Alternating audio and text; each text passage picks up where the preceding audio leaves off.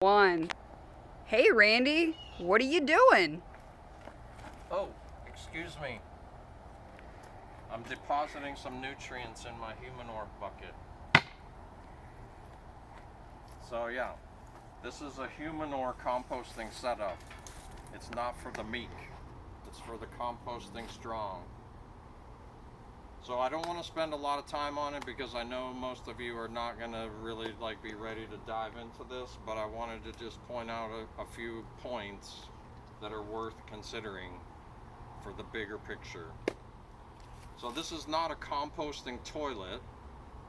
This is called a humanure setup. Everybody, whether you want to do this or not, you should take the one day that it takes to read Joe Jenkins' Humanure Handbook.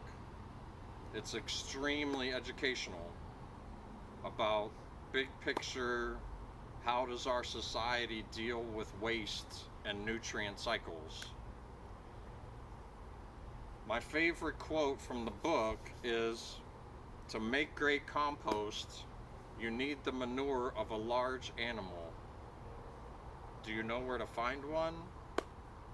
So yeah, that's you. You are the large animal in this system.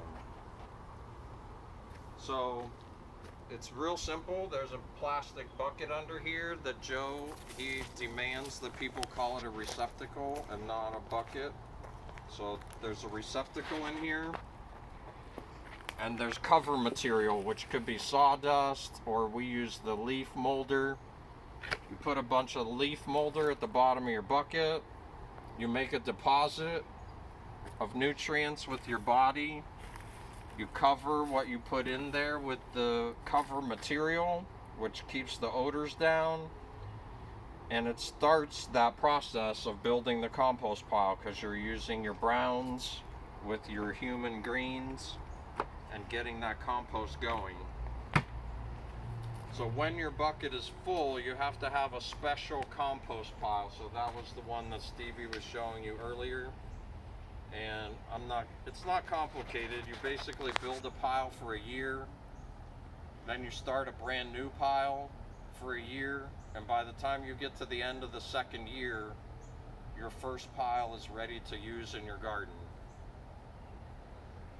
The main thing that I advocate for this system for is it has two uses that people need. One is if you're somewhere without plumbing. When I go camping, I take this thing with me in my car with a bucket that I can seal the lid on, and then I have a nice potty when I'm somewhere where there's no potty. If you have a property like a community garden or something, a vacant lot that doesn't have plumbing, you could build a little outhouse and have a potty so that when people are working in the garden, they're not stuck without a place to go.